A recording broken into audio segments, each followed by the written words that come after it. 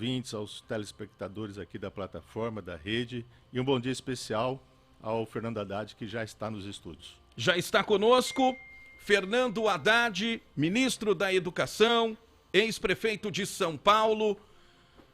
Fernando Haddad protagonizou em 2018 a disputa para a presidência da República, foi ao segundo turno e pouco mais de 2 anos se passaram. A gente vai entender e trazer a discussão o Brasil, né, nesse momento tão controverso, como eu disse há pouco. Ministro Haddad, bom dia. O senhor tem uma série de compromissos virtuais aqui na macro-região de Ribeirão Preto. Lincoln, muito bom dia. Prazer estar falando com você, com todos os seus ouvintes. Queria dar meus cumprimentos aí para a militância do Partido dos Trabalhadores, cumprimentar os prefeitos da região, de todos os partidos, desejar que façam um bom trabalho essa semana, que consigamos aí enfrentar esse desafio enorme, que é tirar o Brasil da crise, e é um prazer estar aqui com você. O prazer é nosso, obrigado, né, por nos atender, trazendo toda essa discussão em cima daquilo que o país vive no momento, ministro Haddad. O que mudou daquele momento em que o senhor disputava a eleição com o atual presidente Jair Bolsonaro para agora? Olha, Lincoln, infelizmente, o Brasil se deparou com uma crise que ele não poderia prever. Ninguém poderia prever o que aconteceu, né? A emergência de um vírus. Quer dizer, todos os cientistas diziam que isso ia acontecer. Uma grande epidemia no mundo ia acontecer, em virtude da agressão que o homem está fazendo contra a natureza, né? Nós estamos num modo irracional de vida, provocando a natureza, e ela reage. Então, todos os cientistas diziam que em algum momento do futuro próximo, diziam eles, essa pandemia ocorreria. Ocorreram outras pandemias não tão graves quanto essa, mas estava no horizonte de cálculo dos cientistas de que uma pandemia aconteceria. O nosso infortúnio é que ela aconteceu quando uma pessoa despreparada assumiu a presidência da República. Então, nós tivemos uma conjugação de fatores, lamentavelmente, que produziram resultados muito danosos para o país. Uma pandemia como quase um século, né, não se via, e um governo absolutamente despreparado para enfrentar o desafio. Muitos países souberam enfrentar, mas o Brasil, sob a liderança do Bolsonaro, infelizmente, não tem dado um bom exemplo para o mundo e é fonte de preocupação para o mundo, porque é no Brasil que estão se desenvolvendo as novas variantes do vírus em função da má gestão da pandemia. Então é um momento muito delicado do Brasil, inclusive com uma crise institucional aberta praticamente. Isso vai ter impacto essa semana com a instalação da CPI do Covid. Então, é uma situação, infelizmente, muito delicada que eu tenho certeza que nenhum de nós, brasileiros e brasileiras, desejávamos. Nessa pandemia, ministro, tudo no Brasil, no que diz respeito ao combate, né, ao avanço da pandemia, tudo está acontecendo muito tarde. Por exemplo, essa CPI que está gerando uma polêmica danada antes mesmo de ser instaurada, por exemplo? Olha, na verdade, quando você não tem capacidade de liderança, né, nós estamos num regime presidencialista. No regime presidencialista, quem lidera o processo é o presidente. Você há de lembrar, Lincoln, na crise de 2008, foi uma crise financeira, não foi uma crise sanitária, mas foi uma crise financeira que abalou o mundo inteiro. Foi uma coisa devastadora e que durou anos. Mas nós tínhamos presidente na época. Nós tínhamos uma pessoa que chamou governadores, prefeitos, bancos, empresários e reagiu à crise. Em 2008 veio a crise. Em 2010, o Brasil cresceu 7,5% num ano. Ou seja, a capacidade de reação do governo brasileiro foi espetacular naquela época. É isso que não se vê. Hoje não se vê isso. Pelo contrário, Lincoln, o conflito entre a presidência da República, o Congresso, o Supremo, entre a presidência da República, prefeitos e governadores, é cada vez maior. E agora nós estamos numa disputa para saber quem que a CPI vai investigar. Quando todo mundo sabe que... Então, nós estamos vivendo... Eu fico, às vezes, um pouco indignado, viu, Lincoln? Porque a impressão que dá é que o país está sendo debochado. Sabe, virou uma brincadeira esse país com a vida das pessoas. E quem paga mais por tudo é o pobre. É o pobre que não está tendo acesso à vacina, é o pobre que não está tendo acesso a emprego, é o pobre que está com uma renda emergencial de fome, porque eles não querem... E elas não vêm. É só bate-boca na televisão. O presidente não sai de live. Não sai de live, não sai do Facebook, batendo boca com o governador, prefeito, ministro do Supremo, senador. Onde é que isso vai parar? Essa é a minha preocupação. Ministro, esse bate-boca não vai parar? Ministro, por que a situação está tão conflitante, né, no seu entendimento? E fica, obviamente, a doença avança todos os dias, degradando ainda mais o país socialmente. Questões sanitárias, a gente não precisa nem falar, né? O número de mortos, enfim, explodiu. O Brasil é hoje uma preocupação mundial, como o senhor disse, e os poderes estão em conflito. É o Senado querendo apurar a conduta dos ministros do Supremo. O Supremo dando ordem para o Senado abrir uma CPI porque o Senado estava patinando. Agora, além da investigação da CPI envolver o governo federal, o presidente quer que governadores e prefeitos também sejam investigados. Por que a situação está tão conflitante no momento que se pede união? Justamente porque o Brasil e a sua maior liderança, né, que ocupa a presidência da República, não está seguindo as recomendações dos organismos internacionais, porque isso não é um problema brasileiro, isso é um problema mundial. Nós não podemos nos transformar num país que seja fonte de preocupação para o mundo, porque nós não estamos querendo fazer aquilo que o mundo está fazendo. Ou seja, a partir do momento que um presidente não dá bola para ofícios dos produtores de vacina, não responde ao ofício, não recebe os fabricantes de vacina, dá de ombros para a ciência, você começa a desorganizar o país. O que organiza um país? O que organiza o país é o conhecimento, é a capacidade de gestão. Se você não tiver isso, se você não tiver um gabinete... Até hoje nós não instalamos o gabinete de crise. Ele foi anunciado 2 vezes.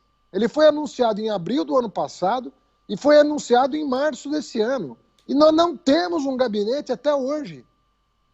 Nós estamos na maior crise de um século. E nós não temos um gabinete de crise instalado. Nós estamos no 4º ministro da Saúde. No meio de uma pandemia, você demitiu 3 ministros da Saúde já, em sério, numa situação de humilhação completa. Lincoln, nós não podemos aceitar o que está acontecendo no Brasil. Não dá para aceitar o que está acontecendo. Sabe por quê? A gente aqui tem condições de se cuidar, né? Você está relativamente seguro no seu trabalho.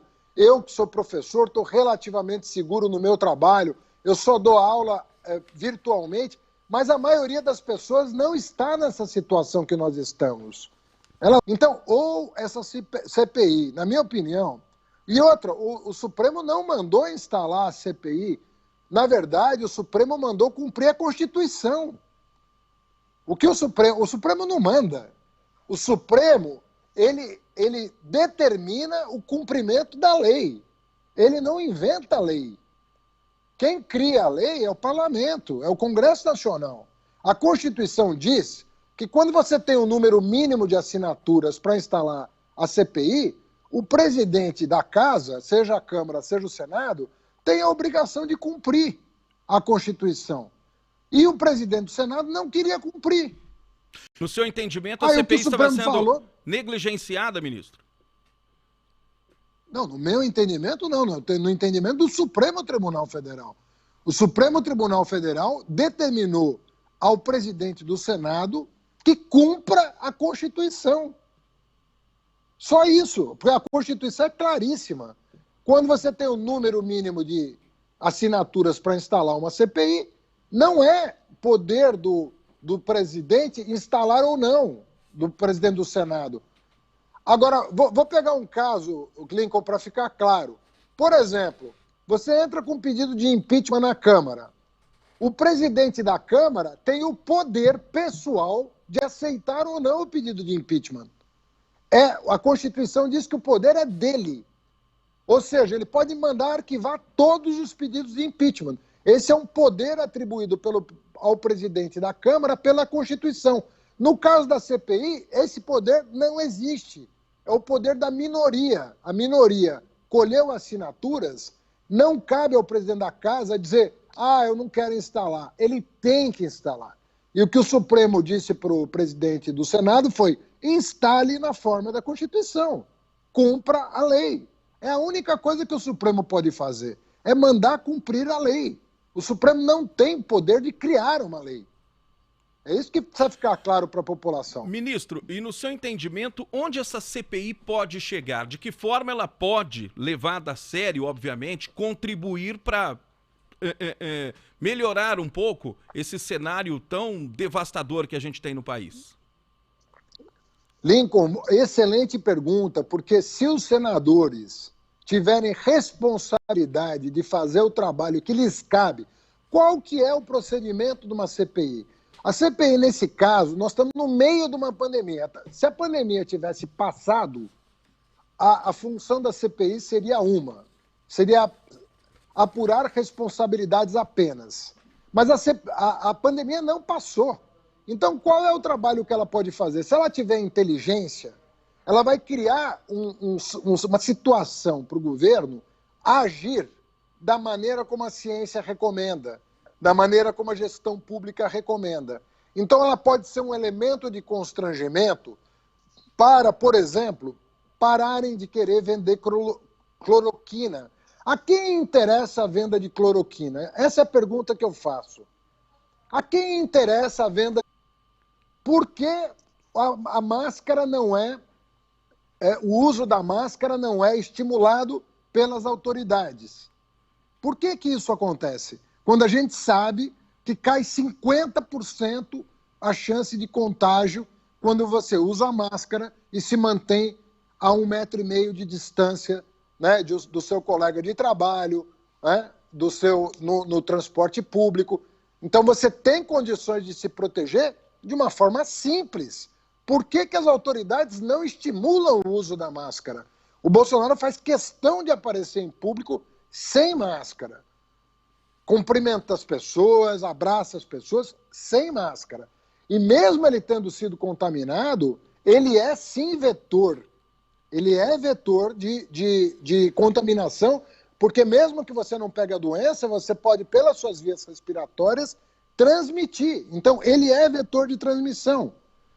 Terceiro lugar, por que não se compra vacina? O Brasil só vacinou 10% da população. E metade disso tomou a segunda dose. Ou seja, e nós estamos vendo aí por Serrana, que é uma cidade que está quase já toda ela vacinada, o efeito que a vacina tem sobre a transmissão. Por que o exemplo aí de Araraquara, com o prefeito Edinho Silva, que é da região, que é da macro-região, por que em casos limite a solução mais radical não é tomada? Justamente para voltar a abrir a cidade no momento seguinte, com inteligência. Ou seja, por que a inteligência não está sendo usada a favor das pessoas? Então, a CPI, ela pode ser uma fonte de instabilidade, se ela for mal utilizada, como tudo na vida. Se você usar mal, você produz resultados negativos, mas ela pode fazer um grande serviço para o país, colocando o governo na linha correta. Você veja que todas as pesquisas, Lincoln, todas, Dizem que 60%, 70% da população acham que o Bolsonaro está agindo mal em relação à crise. Por que este homem não muda de comportamento? Ele tem mais de 1 ano de mandato. Quantas pessoas ele vai matar nesse ano por irresponsabilidade? Porque não é inevitável. Se fosse inevitável, a gente, né? Fosse inevitável, é inevitável. Não é inevitável. Essa é a questão. Não é inevitável o que está acontecendo. Como que o senhor avalia a condução contra a pandemia por parte dos governadores, o papel dos governadores e dos prefeitos? O senhor acha que eles também não têm responsabilidade nesse cenário que a gente vive hoje? Tem responsabilidade. E há prefeitos e prefeitos. Você tem o prefeito de Chapecó, que é uma cidade que foi visitada pelo Bolsonaro, que está mentindo para a população sobre a cloroquina, mentindo. E você tem o prefeito de Araraquara. Então você tem 5.570 municípios no Brasil. É muito diferente a atitude de cada um deles. E as responsabilidades precisam ser apuradas. Tem prefeito que é negacionista, que é irresponsável, que mente para as pessoas, e tem prefeito que é correto. Assim como tem governador e governador. Tem governadores que a maioria de oposição ao governo federal, que está tentando lutar. Eu citaria de vários partidos. Tem o Flávio Dino do PCdoB, tem o Rui Costa, que é da Bahia, tem o Dória aqui com o Butantan, que estão tentando fazer alguma coisa. Não estão?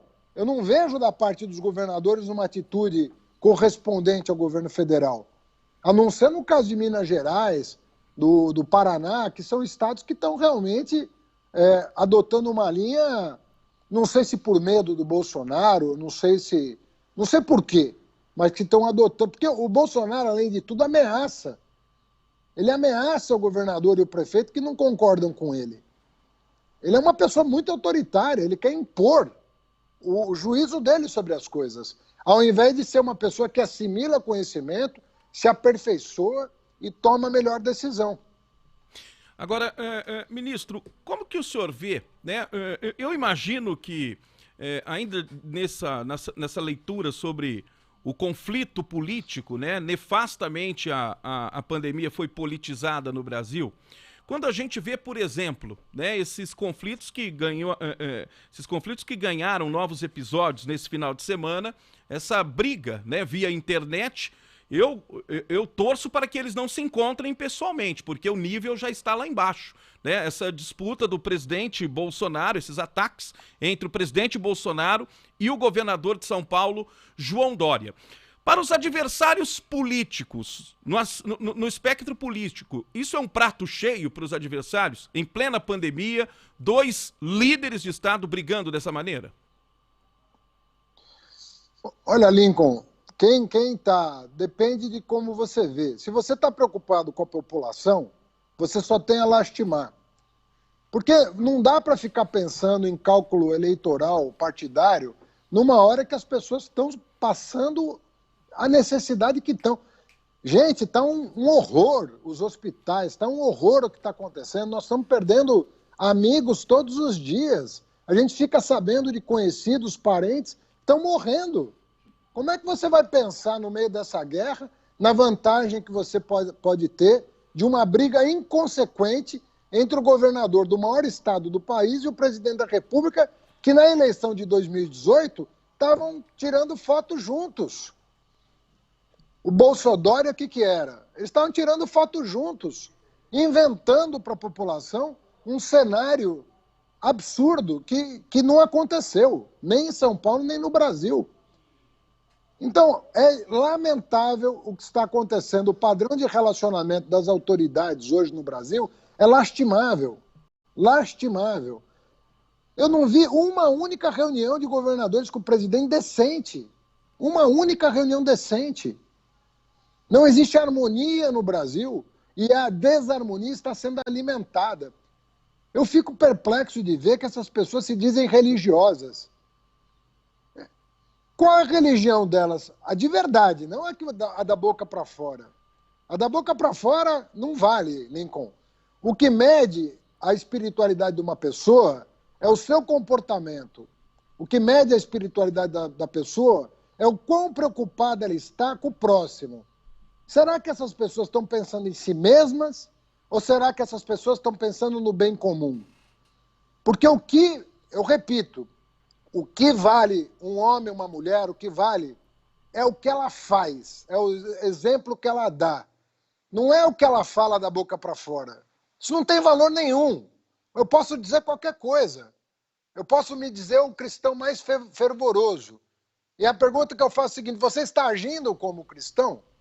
Você está olhando para o bem-estar do próximo? Ou você está olhando quantos votos você vai ter na próxima eleição? Essa que é a pergunta que eu faço. Então essas pessoas, eu estou um pouco cansado delas. Sabe que, Lincoln, toda semana a gente recebe notícia de alguma pessoa querida que se foi.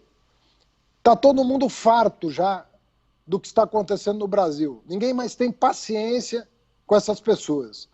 Então, a gente apela, a gente que não tem hoje poder, a gente apela para que quem esteja no comando tenha um mínimo de decência e responsabilidade na tomada de decisão. E pare de pensar na próxima eleição. Sabe? Pense no dia de hoje. O que você pode fazer para salvar as pessoas hoje, para salvar os empregos hoje? Essa é a pergunta que tem que ser respondida. O Zé Alfredo, que é o secretário de comunicação do Partido dos Trabalhadores aqui em Ribeirão Preto, tem uma pergunta para o senhor, Zé, ministro. tá bom, querido? Tudo bem, Fernando. Eu acho importante você fazer uma análise e explicar para a população, para os ouvintes aqui do Lincoln, em relação ao julgamento que o STF vai promover nessa quarta-feira no que diz respeito aos processos do nosso presidente Lula. Obrigado pela pergunta, Zé Alfredo. Primeiro, te cumprimentar aí pelo trabalho que você está fazendo aí na região. Transmitir meu abraço aí para o prefeito Edinho, que virou uma referência nacional e internacional, diga-se de passagem. E responder a tua pergunta da seguinte forma. O Supremo já julgou, Zé Alfredo, o Supremo já julgou o Moro suspeito. E nós já ganhamos isso por 3-2. Está encerrado o assunto. 3-2 a favor do presidente Lula, dizendo que o Moro não foi um juiz correto. O Moro não apitou o jogo da maneira correta. O Moro era torcedor para um time. E juiz que torce para um time e rouba para um time não pode ser juiz. O Supremo já decidiu isso. O que eles estão tentando fazer é reabrir essa discussão. Eles estão querendo subverter o próprio regimento interno do Supremo.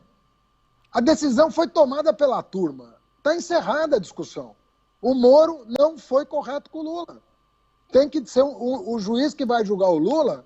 Nem todo mundo pode ser julgado por quem for. Amanhã, se eu quiser entrar com uma ação contra você, eu posso entrar com uma ação contra você. Não tem problema nenhum. Desde que você tenha a garantia de que um juiz imparcial é que vai julgar. Se eu fiquei louco e entrei com uma ação contra você, um juiz tem que dizer, olha, o Haddad está brincando com o Zé Alfredo, vamos acabar com essa brincadeira. Nós precisamos de juízes que não tomem partido. É só isso. O juiz não pode tomar partido. O Supremo, Zé Alfredo, já julgou. O Moro já perdeu. Ponto. Querer reabrir essa discussão não está condizente com o regimento interno do Supremo. O Pleno não é órgão recursal da turma. Não existe isso.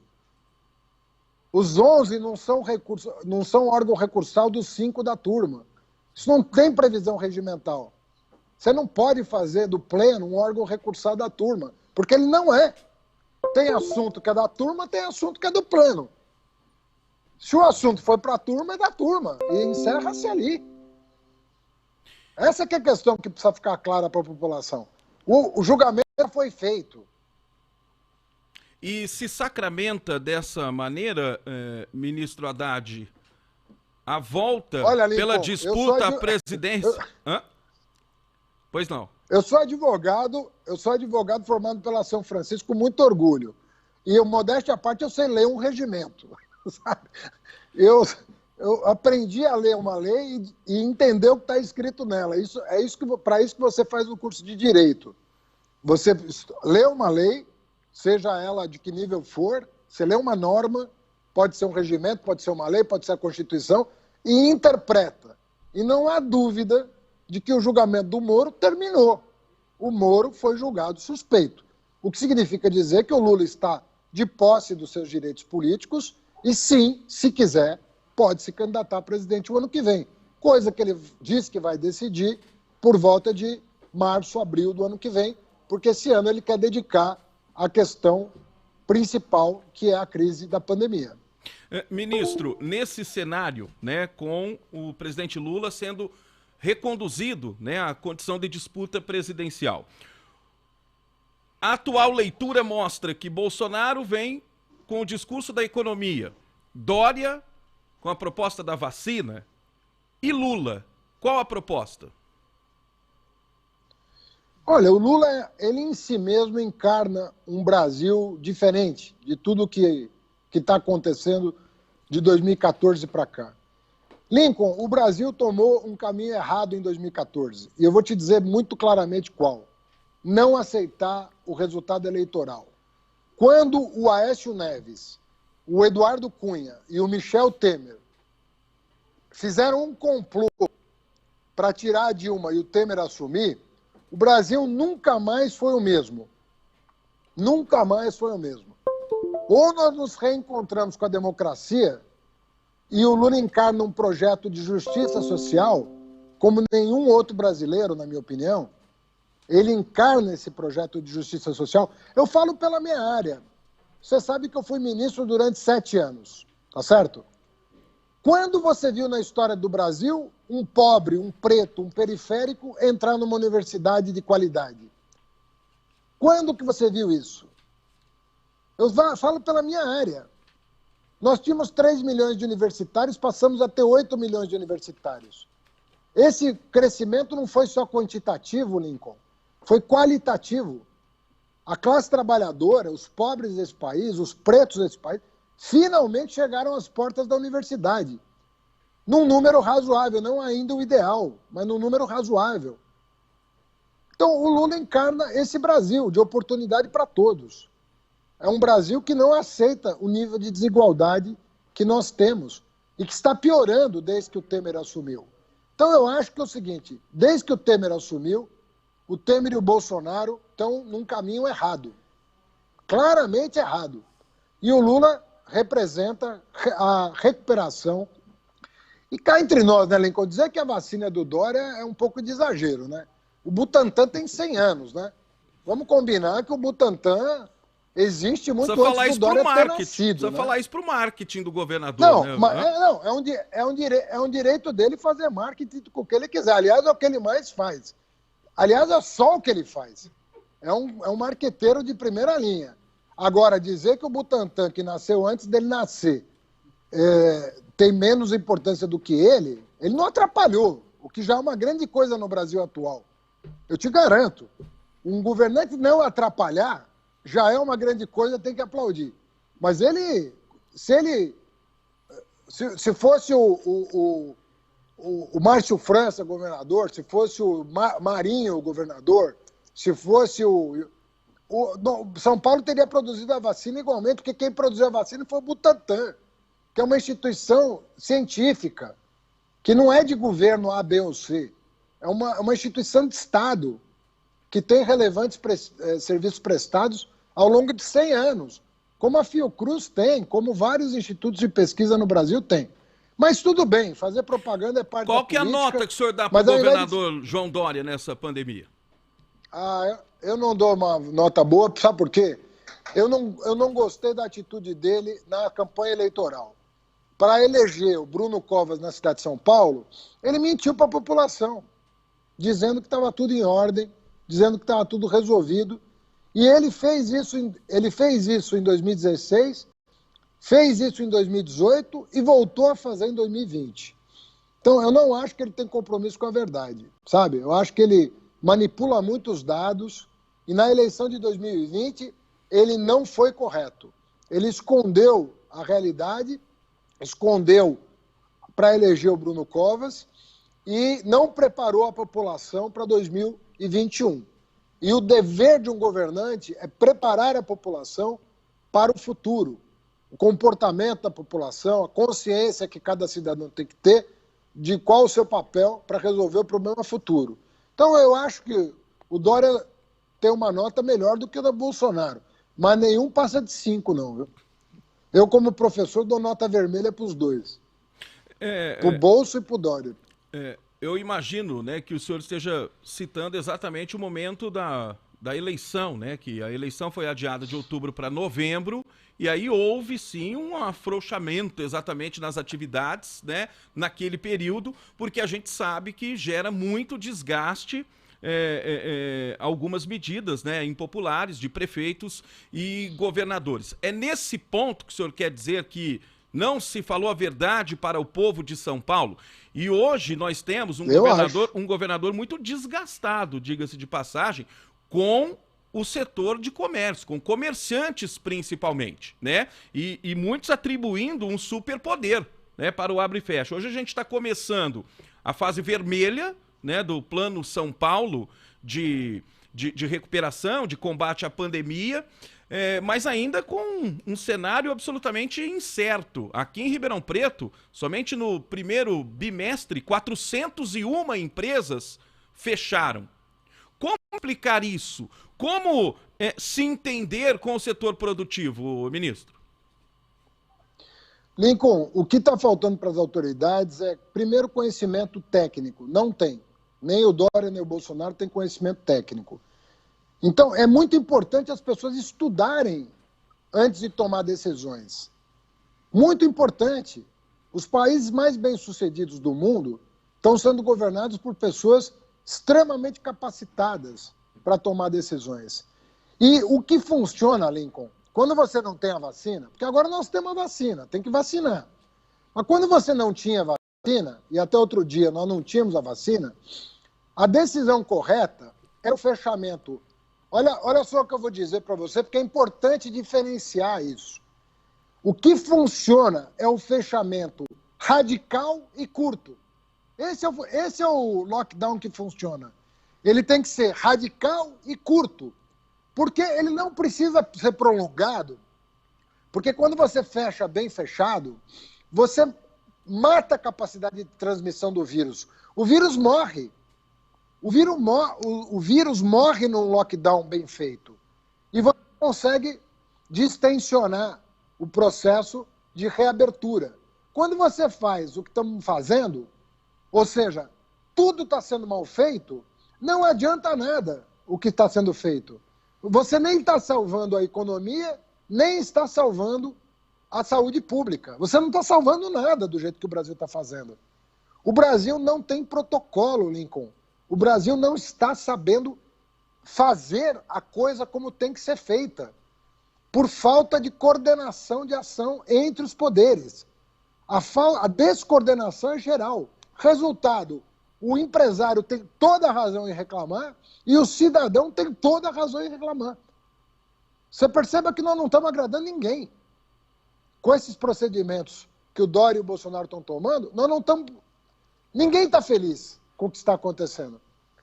Então, se você for na Coreia, no Japão, na Nova Zelândia, na China, sobretudo a Ásia foi o continente que mais deu provas de como tem que fazer o procedimento de abertura e fechamento. Fechar é por pouco tempo de forma radical, porque aí você mata a capacidade de transmissão do vírus. Esse fechamento meia-boca e nada é a mesma coisa, porque você prejudica a economia e prejudica a saúde pública. E é um fake down, né? Porque na prática a gente vê as pessoas nas ruas, né? E se perde a credibilidade da mensagem que se passa à população, né? É esse o problema. A falta de credibilidade, você não consegue ordenar as ações, porque as pessoas não confiam nas autoridades. Elas não confiam.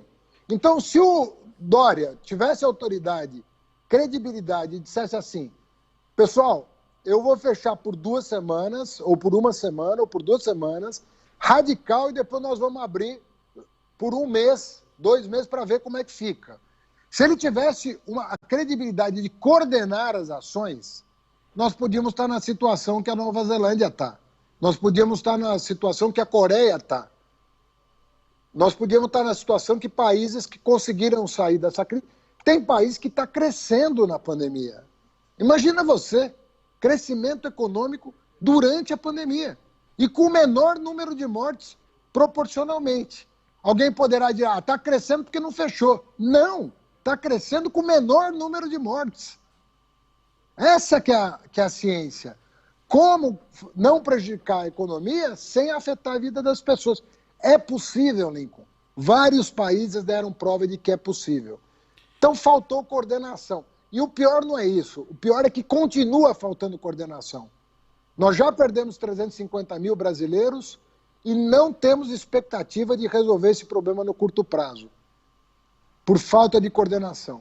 Por isso que eu acho que a CPI, se tiver juízo, porque não é só abrir uma CPI, não é só instalar uma CPI. A CPI tem que ter juízo. O que ela pretende no meio de uma pandemia? Provocar mais distúrbio ou ela pretende botar ordem? Botar ordem, porque ela pode criar um constrangimento que evite a pessoa vender falsas soluções como a cloroquina, apressar a compra de vacina e os protocolos de distanciamento necessários para as pessoas desafogarem os hospitais e não morrer em fila de UTI. Esse é um drama. Morrer em fila de UTI no Brasil do SUS, isso é um drama que ninguém pode aceitar. E aqui em São Paulo, particularmente, né, além de todas essas ordens, né, de fechamento, daquilo que é essencial, o conceito do essencial e o não essencial, né, num entendimento feito por poucas pessoas, né, e sem nenhuma contrapartida. O que a gente viu aqui no estado de São Paulo, ao invés de alguma contrapartida para empresários, para a sociedade de uma forma geral, nós vimos punições acontecerem como o aumento do ICMS. Né? Em plena pandemia, um pacote de maldades que foi votado, foi aprovado, um cheque em branco para se aumentar desde o prato de comida na vida do paulista ao combustível no carro. Né? Sem consciência, pode imaginar que você pode aumentar imposto no meio de uma pandemia. Ou seja, a vacina é do Butantan, tá bem, vai fazer marketing em cima da vacina do Butantan. Não vou nem criticar isso, porque pelo menos não atrapalhou. Agora, quando você mente para a população que as coisas estão bem, que estão superadas, quando você condena o comércio com aumento de impostos, aí você está, você está fazendo um jogo que eu não sei qual que é o objetivo, sinceramente. Essa que é a questão. O jornalista Décio Rodrigues tem uma pergunta para o senhor. Bom dia, né? Primeiro, vou mandar um abraço aqui para o Haddad, para todo mundo que está acompanhando aqui o nosso programa. A pergunta que eu faço é no sentido da questão política, né? Como que fica o Partido dos Trabalhadores no estado de São Paulo? A gente sabe que o PSDB domina o estado de São Paulo há quase 30 anos, né? Parece que como se fosse uma hegemonia. Né, e quais os planos do Partido dos Trabalhadores para o estado de São Paulo e também pensando aqui na nossa região de Ribeirão Preto. A gente sabe que a última grande personalidade política a assumir aqui a prefeitura de Ribeirão Preto foi o Antônio Palocci, ex-prefeito que depois trabalhou como ministro. Quais são os planos do PT para Ribeirão Preto, região aqui de Ribeirão Preto e também para o estado de São Paulo? Haddad. Olha, nós sabemos que nós estamos numa situação muito delicada no estado de São Paulo, que nós temos 7 governos sucessivos do PSDB. Né? Desde 94, o estado é governado pelo PSDB. A principal tarefa do futuro governo, que eu espero que não seja do PSDB, porque ninguém aguenta mais 28 anos de PSDB no estado, né? Desde 94, você tem o PSDB, e se você fizer a conta, é desde 82 que é o mesmo grupo político. Desde 82, é Serra, Aloysio Nunes, Alckmin, Dória. É essa turma que manda no estado de São Paulo. O primeiro emprego do Serra foi em 1982, no governo Montoro. 1982. Então, Serra, Aloysio Nunes, Alckmin e Dória, desde 82, são quantos anos? Vai fazer 40 anos com essa turma, que essa turma manda no Estado. A primeira providência é passar um pente fino em todos os contratos do Estado. Nós não temos condição mais de continuar vendo o que está acontecendo no Estado de São Paulo. Os contratos de rodoanel, estradas vicinais, metrô, os contratos das empresas estatais do governo do Estado. Nós precisamos realmente passar um pente fino, que eu acho que, antes de aumentar imposto, o governador deveria se preocupar com os contratos superfaturados dessas grandes obras públicas. Só o custo do rodoanel é cerca de 3 vezes o valor orçado. 3 vezes. Eu não estou falando de 10%, não estou falando de 20%, eu estou falando de 200%. Uma obra que custou 3 vezes o valor orçado. E pega todas as obras que há 40 anos são administradas pelos tucanos sem nenhuma revisão. Eu vou dizer para você que uma das coisas mais importantes que o governo do Estado deveria fazer é montar uma Controladoria Geral do Estado. Uma Controladoria Geral do Estado é fundamental para combater a corrupção, para rever esses contratos. Então, nós precisamos de uma Secretaria de Combate à Corrupção no Estado de São Paulo, que passe um pente fino em todos os contratos. Desde a merenda, que há vários escândalos de merenda em todo o interior, você sabe do que eu estou falando. Há vários problemas em contratos no Estado inteiro, que vão da merenda a obras de infraestrutura. Então, nós temos problemas muito sérios para resolver e para superar depois de 40 anos que o mesmo grupo político manda nesse Estado. É muito tempo, gente. 40 anos, a mesma turma. Onde isso deu certo? Me explica. Onde que deu certo 40 anos o mesmo grupo político mandar? Então nós precisamos fazer uma renovação no Estado de São Paulo. E fazer um pente fino, viu? Porque não adianta essa história de ficar dizendo que vai fazer obra aqui ou ali, se a gente não arrumar dinheiro. E tem 2 formas de arrumar dinheiro. Ou aumentando imposto, ou diminuindo o custo dos contratos. E eu posso te dizer que depois de 40 anos, o que tem de gordura nesses contratos é coisa que você não imagina. Mas tem muita gordura. Muita gordura. O portal WIG publicou no último dia 8 de abril uma pesquisa feita pelo IPESP Valor, que aponta o senhor na liderança numérica de uma pesquisa ao governo do estado de São Paulo, com 20% das intenções de voto, seguido por Márcio França, Geraldo Alckmin, Arthur Duval, o Abraham Weintraub e o Rodrigo Garcia, que é o vice-governador atual, foi para o PSDB agora e que, né, no cenário político, tem-se a expectativa que ele venha candidato a governador pelo PSDB.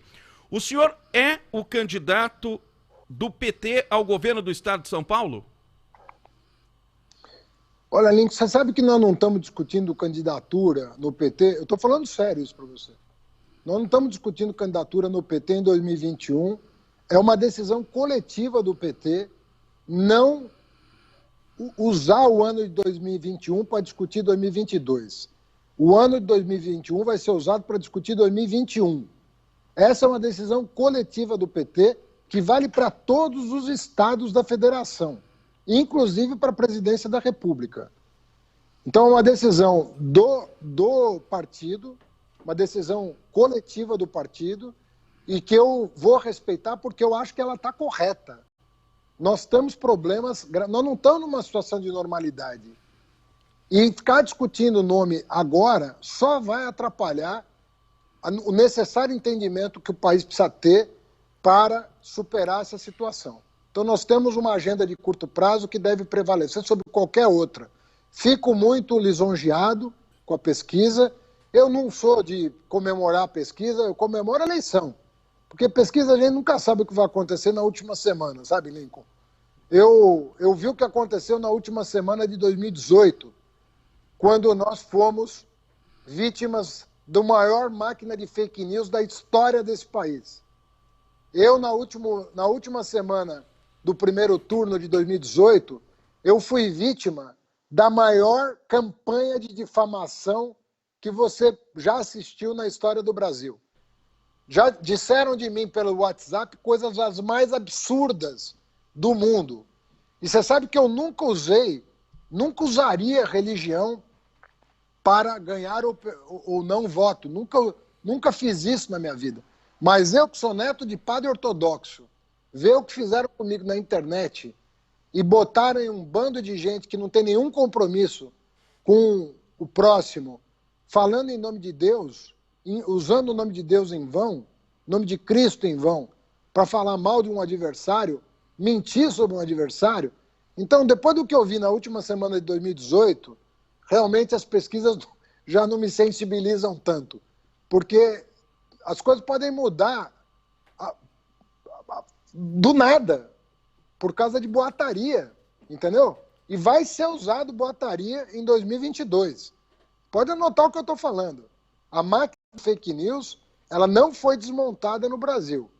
O Supremo começou a trabalhar o assunto quando passou a ser vítima dessa máquina de fake news. Mas posso te dizer que ela não está desmontada e é um grande desafio para a democracia brasileira enfrentar a máquina de mentira que foi montada no país. Então eu fico lisonjeado, mas não é hora de discutir eleição, é hora de discutir os problemas gravíssimos que a população está enfrentando e colocar as pesquisas um pouco de lado, porque elas nem sempre são fidedignas em função do caos que nós estamos vivendo. Ministro, eu tenho aqui o depoimento da vereadora Duda Hidalgo, né? Uma jovem universitária eleita vereadora em Ribeirão Preto. O PT emplacou duas vereadoras, a professora Judete Zilli, né, que pertence ao Coletivo Popular Judete, uma nova forma, né, de se trabalhar o legislativo que tem se espalhado pelo país. E eu tenho o depoimento da Duda aqui para o senhor. Oi, pessoal, tudo bem? Eu sou a Duda Hidalgo, eu sou vereadora aqui em Ribeirão Preto e eu queria agradecer a você, Lincoln, meu querido colega, pelo espaço aqui no seu programa. Ainda mais em um programa tão especial quanto esse, em que você está recebendo o Haddad, um grande companheiro de luta. A conjuntura que a gente enfrenta hoje é uma das conjunturas mais difíceis que o nosso país já viveu. Batemos a marca dos 350 mil mortos, sobretudo entre os mais pobres, com um governo que não cuida do seu povo, que deixa as pessoas morrerem de fome, que vai contra a própria ciência, que acha que R$150 são o suficiente, que deixa o povo morrer sem vacina. Por isso eu fico tão feliz de militar no mesmo partido que você, Haddad, um agente de mudanças no nosso cenário político e social, que luta pelo povo, por quem mais precisa, que é resistência. E hoje, mais do que nunca, é preciso que sejamos unidos e organizados em prol da defesa das nossas liberdades, dos direitos e da redução das desigualdades. A gente tem que estar junto para lutar por um país mais justo. Sei que você, Haddad, tem rodado com uma caravana virtual, mobilizando as pessoas, lutando para que esse sonho saia do papel. E eu tenho feito mesmo, atuando tanto dentro quanto fora do parlamento. Mas eu queria aproveitar esse espaço para convidar você que está em casa para a gente se juntar. Porque no final do dia, todos nós podemos ser agentes transformadores. Todas as pessoas, todas, dessas que você encontra na rua todos os dias, no mercado, no elevador, na porta da escola, pessoas como você e eu, que não aceitemos mais a situação do jeito que tá, que nos levantemos, que finalmente possamos reivindicar o que é nosso, que tenhamos vida, pão, vacina e educação. Muito obrigada.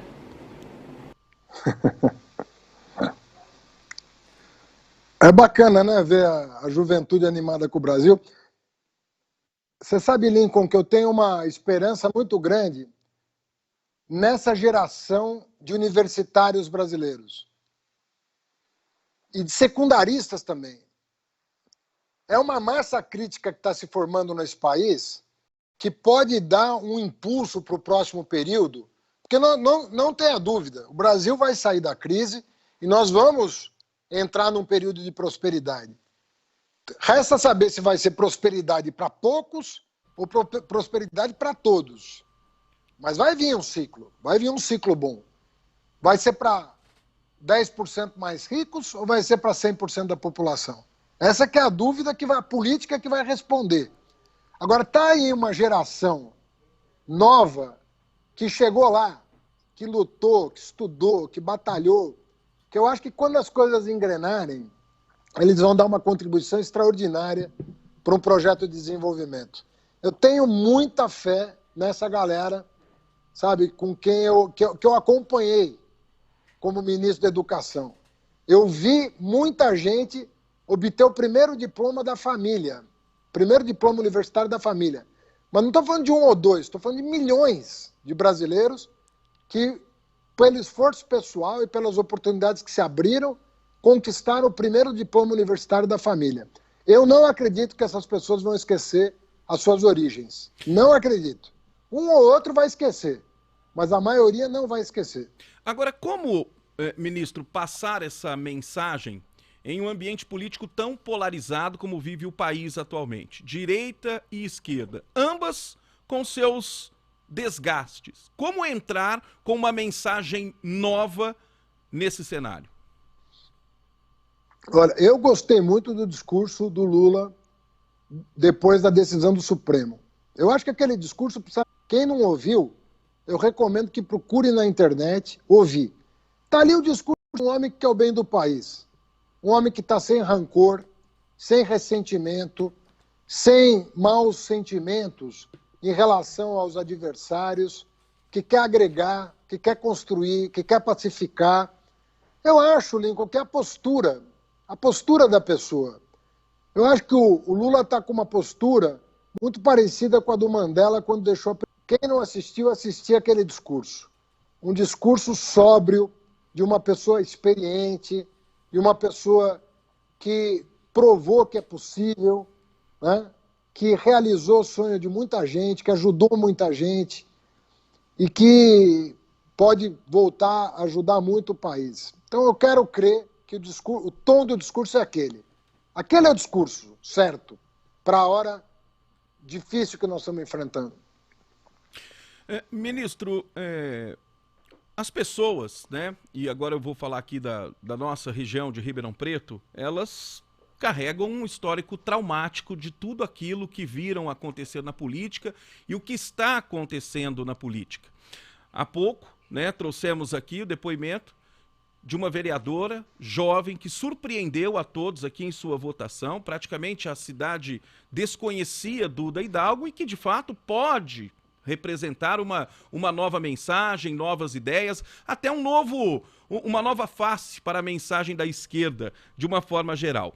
Mas ainda há um histórico muito traumático. Eu vou falar aqui de uma outra figura. E o senhor, como um dos representantes mais relevantes do Partido dos Trabalhadores, e vou colocar essa figura exatamente por ser um ribeirão-pretano, o ex-ministro, ex-prefeito de Ribeirão Preto, Antônio Palocci Filho. A gente está até mostrando a imagem do Palocci.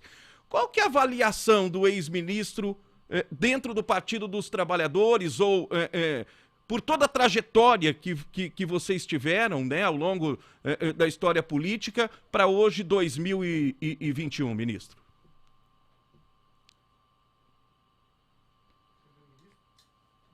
Perdemos o áudio. Perdemos... Eu estou falando normalmente, agora, tá me ouvindo? Agora sim, pode retomar o raciocínio, por gentileza.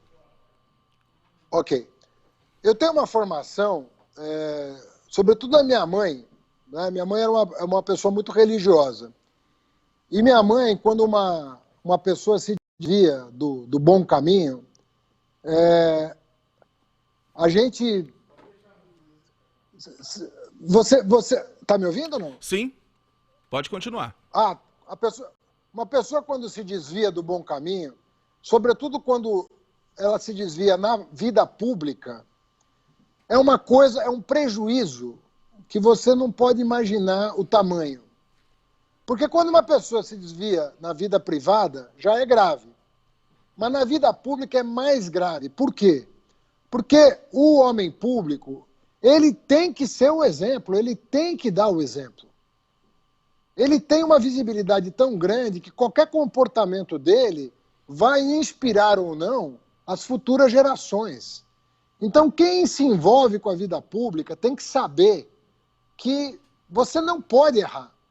Você não pode errar, sobretudo nos assuntos públicos. Você continua sendo uma pessoa que tem vida privada, mas nos assuntos públicos, você não pode errar. O zelo pelo recurso público e tal. O que o Palocci confessou e pelo que ele foi condenado não foram atos praticados durante o governo. É bom dizer isso. Porque o Palocci saiu do governo em 2006. Ele não foi condenado por nada que ele tenha feito no governo. Ele foi condenado por coisas que ele fez depois, que ele deixou o governo. Mas eu lamento da mesma maneira. O que ele confessou ter feito, eu lamento da mesma maneira. E era uma pessoa que tinha um futuro brilhante pela frente. Uma pessoa capacitada, uma pessoa gabaritada, e que, na minha opinião, não tomou a melhor decisão na vida. Na minha opinião, está pagando com justiça, né? Está pagando pelo que fez, porque a justiça está impondo perdas financeiras, a prisão, primeira prisão, depois a prisão domiciliar, está impondo a ele as penas previstas em lei. Eu acho justo que uma pessoa pague pelos crimes que cometeu, desde que haja provas, e no caso dele ele confessou os crimes que cometeu, não pertence mais aos quadros do Partido dos Trabalhadores, e o que eu defendo é que não importa o partido, se você errou, você tem que pagar. Não importa o partido. Nós sabemos aqui que tem vários tucanos respondendo na justiça, né, por crimes que foram imputados a essas pessoas. Eu realmente não conheço o processo para dizer quem é culpado, quem é inocente, e eu não sou o juiz da causa. Quem tem que julgar é o juiz. Mas quem errou, na minha opinião, tem que pagar. Não dá para passar pano porque o cara foi importante, porque o cara errou, paga. Tem vários tucanos em Minas, em São Paulo, que estão respondendo por crimes que são imputados. Se tem prova ou não, cabe à justiça dizer. E se tiver prova, é ela que tem que ser punida. Se um padre cometeu um crime, não é a igreja que é condenada, é aquele padre. Se um pastor cometeu um crime, é aquele pastor que tem que responder pelo crime, e não a igreja que ele pertence. Então nós temos que saber separar essas duas coisas. Se você separar essas duas coisas, para mim está tudo bem. O padre, o membro do partido, o cartola do time de futebol, um familiar seu, não importa, cometeu crime, você isola o problema e pune de acordo com a conduta de cada um. Pode ser tucano, cristão, muçulmano, judeu, ateu, pode ser petista, pode ser o que for. Pune a pessoa que errou na forma da lei. E não estenda a pena para os familiares, para os correligionários, porque ninguém é obrigado a se responsabilizar pela má conduta de um indivíduo que errou sem o aval dos demais. Eu não posso responsabilizar o Papa Francisco porque uma pessoa resolveu fazer uma coisa errada na paróquia. A não ser que o Padre Francisco saiba e não tome nenhuma providência. É outro assunto, porque tem o direito canônico, né? Ou o juiz saiba e não tome nenhuma providência. Então, é assim que eu defendo as coisas. Agora, voltando ao caso da Duda, que é um belo exemplo que você deu, você veja o seguinte, que nós não podemos negar a política também porque teve gente que errou. Se teve gente que errou, é mais um estímulo para as pessoas quererem fazer política e renovarem a política. E o exemplo que você dá é de uma pessoa que resolveu fazer a diferença. Resolveu falar, bom, estão saindo os maus políticos de cena, vamos colocar gente boa na política. Gente que pense para frente. Por isso que eu dizia para você dessa nova geração que está chegando. Essa nova geração vem com força, Lincoln. Você veja a qualidade dos universitários e secundaristas brasileiros, você veja que essa turma vai vir com força. Essa turma com 25, 26, 28 anos, 20 anos, 18 anos, 16 anos, vem com força. E eles vão renovar a política brasileira. Eu não tenho a menor dúvida do que eu estou falando. Quem estuda um pouco de história sabe que a vida de um povo muda quando o pobre chega na universidade.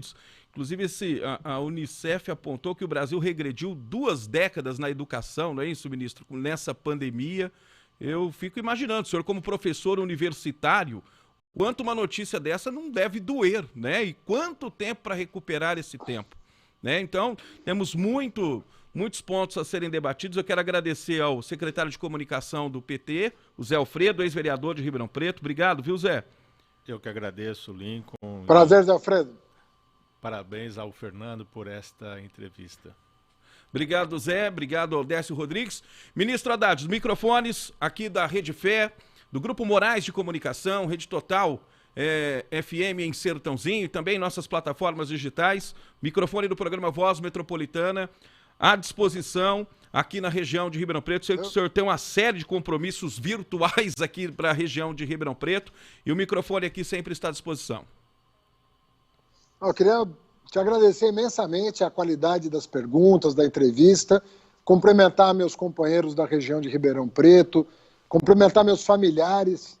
Eu tenho familiar em Bebedouro, em várias cidades aí da região, e queria deixar um abraço para a rede que se formou de retransmissão, os profissionais, jornalistas todos, aguardando a próxima oportunidade de uma conversa franca e aberta como essa. Muito obrigado, viu?